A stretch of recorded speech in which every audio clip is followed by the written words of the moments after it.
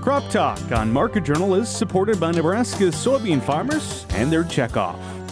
Finally today, ET, or evapotranspiration, refers to the total amount of water lost from soil and plants. More and more irrigators are using data-driven tools to improve water use efficiency, boost yields, and maximize their return on investment. Market Journal's Bill Dodd has more on how producers can use ET data to make smarter irrigation decisions. Evapotranspiration, better known as ET, in simplified terms is the amount of water that has been taken up from the soil to a plant. This is a good way for producers to gauge how much water is in their soil profile, and having that kind of data available can help producers schedule their irrigation for the best water use efficiency possible. Maybe it can be on daily basis or weekly, but we usually, kind of use 3-day ET values or ET numbers to gauge where we are in terms of the amount of water we have in the soil profile. So basically, there's a connection between how much water you have and how much water the roots can access.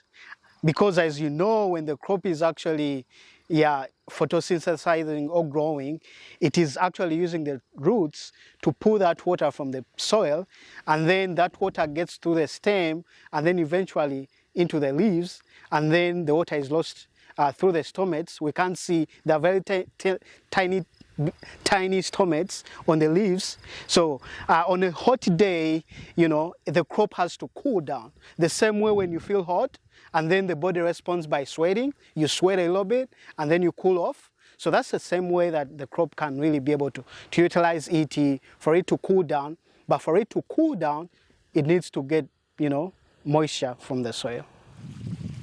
Available soil water and climate are two major components that drive ET. However, when calculating your ET values, there are some different factors producers need to take into consideration. As the crop grows, the leaves are growing, and maybe as you increase the surface area of the leaves, the ET numbers are going to increase, the ET will increase. The other bit is the wind speed. On a wind day, because the wind is actually blowing off the water that is is going through the stomachs, that water is going to be blown off. So the crop has to get more water from the soil to get into the leaves. So basically, if you're looking at ET on a hot and a windy day, that's why you're going to have peak ET values. There are different ways to actually measure. So let's first talk about measuring ET.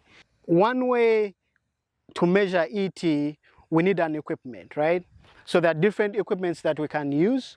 One of them is called eddy covariance system. So that is a bit expensive. So it is more used in research domain.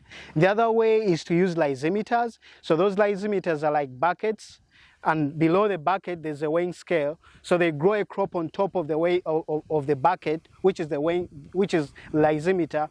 And then based on how the moisture is fluctuating in the bucket, that's the weight that is measured. So we can do the differences between the initial weight of the bucket, of the water in the bucket, minus after ET, so you kind of know, okay, this is how much ET the crop has used. Estimating ET, there are different ways to estimate ET, but the main variable is weather. So you need to know your temperature, you need to know your wind speed, you need to know the relative humidity. That's why we have different mesonautes around Nebraska, is for us to have the weather information. And then Institute of Agriculture and Natural Resources has really done a good job to kind of provide this information to producers. If producers go to ANR CropWatch ET, they can be able to get to a platform whereby you can select the nearby weather station, and then the numbers, the ET numbers are automatically computed. You just have to enter the current growth stage, but also the initial emergence date of the crop. Then it's able to, the model, there's an inbuilt model behind the scenes that kind of compute the ET numbers. The importance of using ET to streamline your irrigation scheduling can't be overstated. By scheduling irrigation through calculating crop ET, producers stand to give their crops no more water than is absolutely necessary.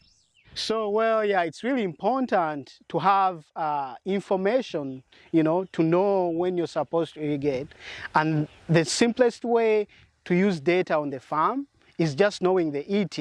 From there, you can kind of estimate how much moisture is remaining in the profile, because you need to know where your gauge is. Like for a car, basically for a car, you fill it with the fuel, you drive around, and then the gauge goes down. So the ET is how much fuel you've used. So you need to quantify how much is remaining in the tank to be able to add it back. So the ET is really important because you can estimate the moisture remaining in the soil so that you can know how much you're going to put back with irrigation using the irrigation system. Crop ET will vary by growth stages and will peak at full crop growth. While the use of crop ET for irrigation scheduling can be a bit of a chore, new and effective tools are continually coming online that can help farmers determine how much water is needed and when to apply it. Reporting for Market Journal, I'm Bill Dodd.